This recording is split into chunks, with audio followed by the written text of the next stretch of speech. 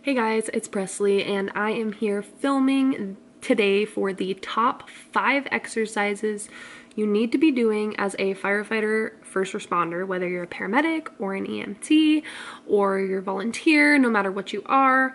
These are the top 5 exercises that I have picked. Obviously, there's a lot of exercises that I do. I have a lot of variety of exercises, but if I could pick just 5, these would be at the top. Let's get started here. Number 1 lift that I have that you need to be doing as a firefighter medic is deadlifts. Deadlifts are so important for your entire body. Now, there's a couple different types of deadlifts. There's conventional deadlifts and sumo deadlifts, Romanian deadlifts, dumbbell deadlifts. There's so many varieties of deadlifts, which is one of the reasons that I love them, but I prefer barbell deadlifts, either sumo or conventional. The reason these are so important is because we pick up stuff off the floor every single day. If you can think of one day that goes by where you don't pick something up off the floor,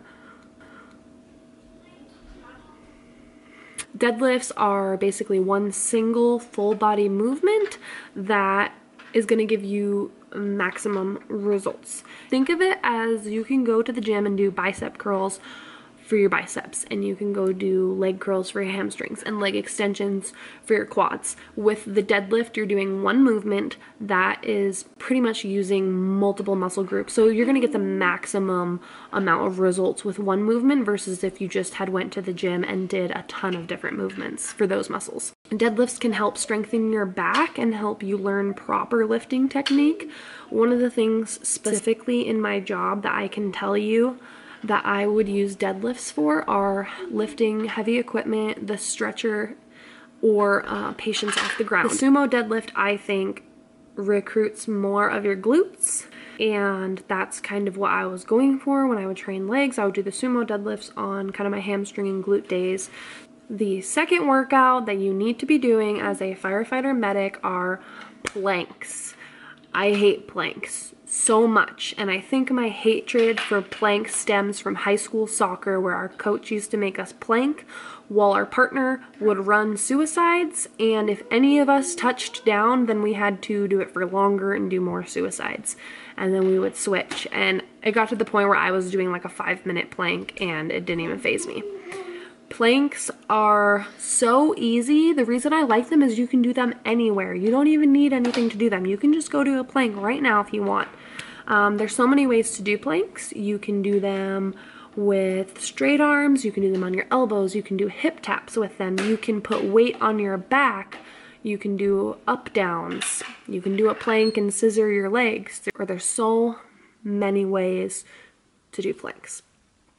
The biggest reason why I put planks in here is because I think that they're probably the #1 exercise I have done and that I do to strengthen your core. This is going to help strengthen those deep inner muscles and provide core strength. And also it's going to help with lower back injury. When you strengthen your core, you're not using your back as much and you're bracing. So you're using your core for some of these bigger movements like deadlifts and squats and picking people up and carrying things. Planks decrease your injury risk to your back and spine, because when you're strengthening your inner core, you can brace yourself when you lift. If you have a weak core, you're gonna have bad posture and you're just gonna have that kind of like pooching of the stomach, and nobody wants that. So do your planks. My biggest tip for the planks to actually get better at them is just increase the time every single day that you're doing planks, whether you do them every day or you do them a couple times a week. I don't do them every day just because I'm busy. I should do them every day. But whether you do a 30-second plank and that's all you can do, that's okay. Next time, try to do 3 sets of 30. Or next time, try to go for 45 seconds or go for a minute or go till failure. Or do a plank a different way. Do a straight arm plank instead of an elbow plank. Any way that you can kind of mix it up and make it fun is going to be better for you, and it's going to help you be able to lift those patients, to lift heavy equipment, to lift fire hose, to lift the generators. Well, you guys probably have battery operated extrication equipment. We still are lifting a generator. To lift all those heavy struts that you keep in the fire engine. Pretty much anything. You want to make sure you're bracing your core. Plus, who doesn't want a 6-pack and a really nice set of abs? I do. The third exercise that you need to be doing as a firefighter paramedic is the farmer's carry. I included the farmer's carry into this video because I'm a huge believer in it. I incorporate it into my ignition program, my ignition guide that you can get on my website. It is an ebook and it's an 8-week program that helps you get ready for basically being a firefighter, taking the CPAT, or whatever you're trying to do. If you just want to get stronger, build your endurance, build your strength, then that's why I wrote that program. Farmer's carry, I incorporate it into my ignition guide because I do believe in it that much. The biggest thing for me for farmer's carry is my grip strength. Women especially don't have big forearms. We don't have the grip strength like guys do, and I think we just have to work a little bit harder at it. Not saying that guys, you know, there's a lot of guys that struggle with grip strength as well.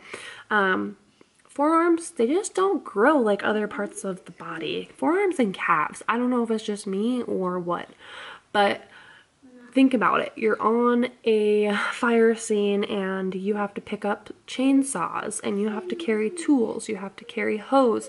Every single day, whether you're a firefighter or not, we carry equipment. If you're an EMT, if you work on an ambulance, you're carrying your monitor, you're carrying a bag, you're carrying backboards, you're carrying so many things.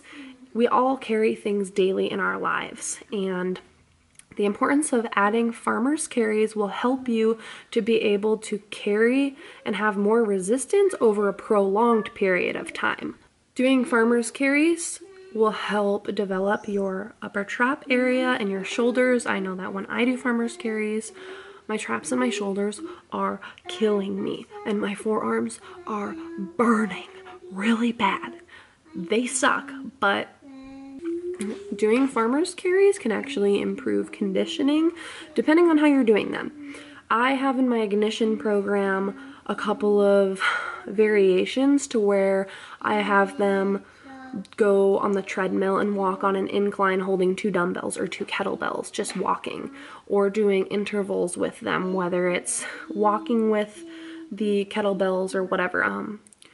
Farmer's carries are going to help with trunk stability. If you think about it, when you're carrying heavy items in your arms and you're walking, your core has to hold you to, when you're walking, you're kind of going like this, and if you're carrying heavy weights, you're kind of bracing your core there. That's going to help with posture, it's going to help with balance, it's going to develop those muscles along your spine and help you get rid of some back pain, develop those muscles.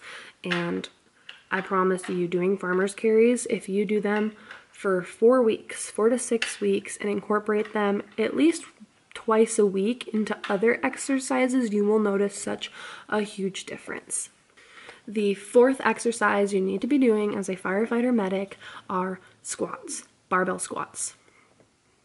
After the deadlift, the barbell squats are probably the second exercise that I would choose. I would do deadlifts, then squats. Squats are a compound movement, meaning that they use way more than one muscle group. You're incorporating so many muscle groups into one movement, so you're getting more bang for your buck. Doing squats consistently with proper form is going to improve your flexibility, your range of motion.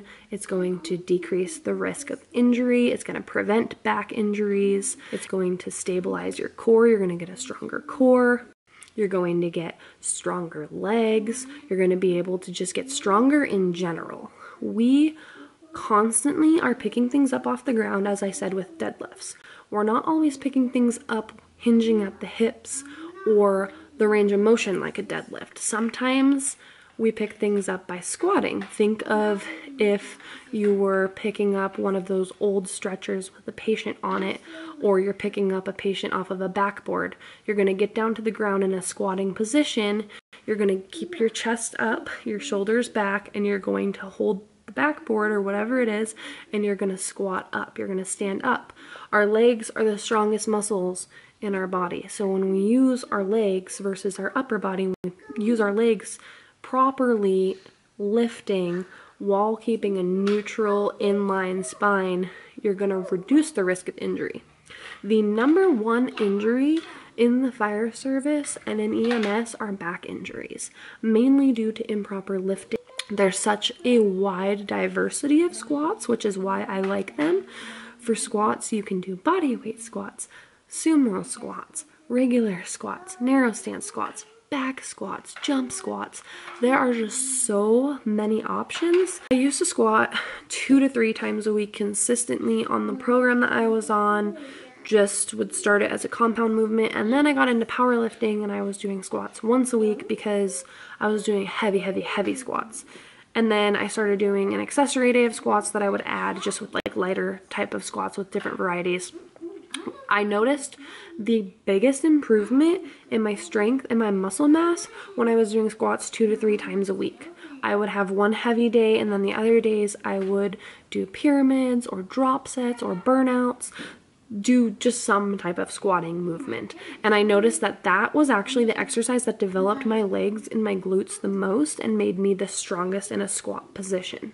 If you are new to lifting, especially squatting, the barbell is intimidating. When I first went in the gym, I squatted my first like 6 months on the Smith machine because I was too scared to have anyone show me how to do squats. So I understand how it feels.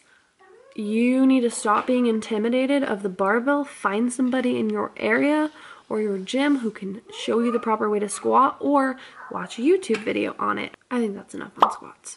The 5th exercise that you need to be doing as a firefighter medic is HIIT.